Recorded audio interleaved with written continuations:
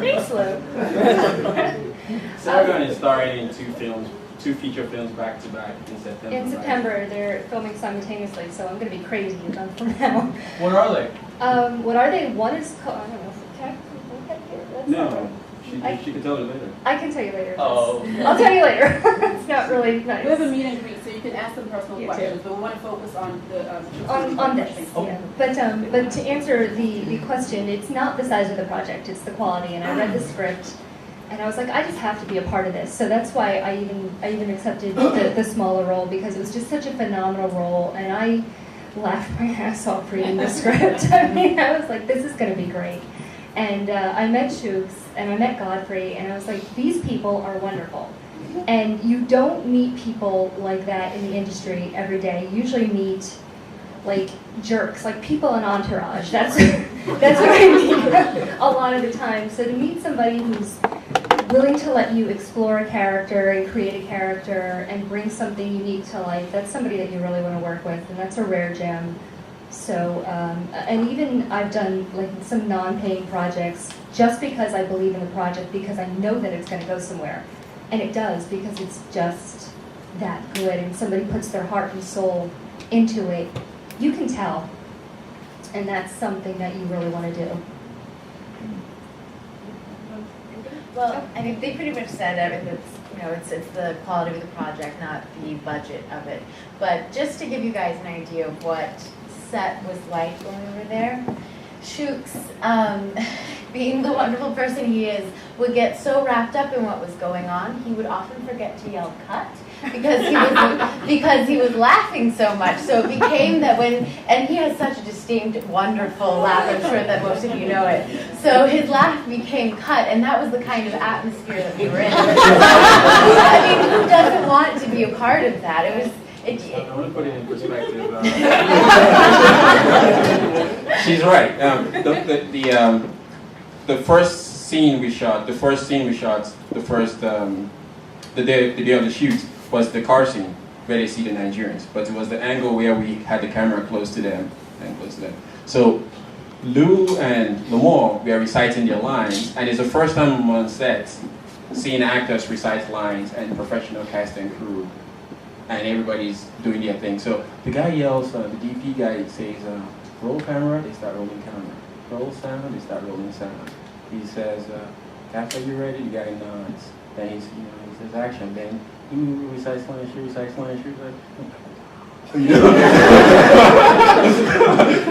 after they delivered their lines, I started clapping. I started clapping and laughing. And the DP guy leans over to me and he says, you're supposed to say cut. And I tell him, do I really have to say those words? He says, yeah, because the sound guy has to turn up the sound machine, the camera guy will turn up the camera. They have to stop reciting their lines. I said, really? He says, yeah. I'm like, oh, okay. I did it the second time, and it blew me away again. I started clapping. He turns over to everybody else and say, clap means cut.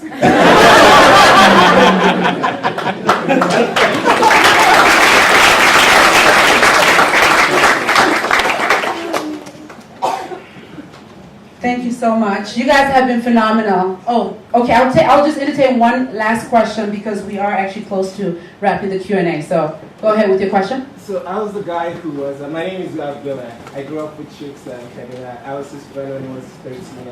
One anecdote: Shooks used to write this adventure stories. I don't know if you even remember this. I forgot. It just came to me sitting there listening to you. So it's this books where you'd say turn to this, turn to that. Like I was inspired by Tintin. Exactly. Tintin with the red hair. And we would distribute it across school, and everybody, I'd help. I didn't sell it. I'd write at home, come to school, sell it, give it to guys, and everybody would read. Because people didn't have TV. You and I were, some of the richest kids in class. And we'll come read it. That's what we did. But my question, so I wanted to share that with you. It just came to me now. But my question for you is, you just did this, right? You got up and you did. So many people have ideas, so many people have dreams, but not many people have the courage or the conviction to just go out there and do it. So why did you take that step, and what advice do you have for people who are sort of sitting here thinking, oh, I have a dream that might go wrong? It's a little bit of, to be honest to you, honest to God, it's a little bit of insanity. Really, you have to be ambitious or like something very much, but be stupid. Honest to God, if I know this experience, I'll wait till next year. Really, because for me it was a thrill to write something. You know, like Godfrey is one of my I can easily name my favorite Nigerian American actors. It's Chiwetel Ejiofor, Godfrey, and Michael Blackson. You know, 'cause they are doing well. You have to support them. So to run into Godfrey, the guy who has been making you laugh for eons, and you send him a script, and he calls you on the phone, and he can't talk, and he's doing, you go like, like it was like I discovered a secret talent. You know, because you know me, dude. You know, I'm a regular dude. You know, we just geek out about films. You know, and to send something to Godfrey, and he calls you on your cell phone, and he starts laughing. You know, so I said, and he says, let's make a film. You're like, yeah. Then you look at your bank account and you're like, okay. So now, after 8 months, because the phone call happened in January. Now, after 8 months, I know if Mike kicks me out, I'm going to be on the sidewalk with my DVDs. My DVDs, I get you 5.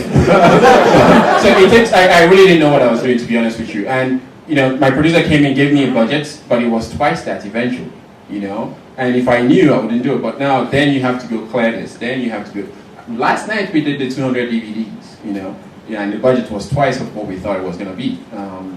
So it was because the train had already started spiraling, and now I'm in it, and I just have to get to the end. But good things have happened. I met a lot of great people.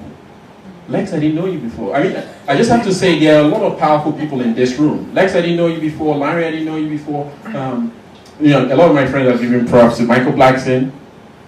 Thank you. Thank you. Did I ever give you my business card yet? Don't do that, lady. It'll say Tobin and Barnes Design, but just call the number and tell Andrea you want to speak. Yeah, I met Osaho. Through you, I met the girl from CNN. We want to host something else later, but smaller and much more, it won't involve all the craziness. I've met a lot of wonderful people. Spion I knew before, right? I knew before. Yeah, so, it's a great experience. I got someone write me a check to say, write your next film, and let's see it. And they are big people. Not so big, but big.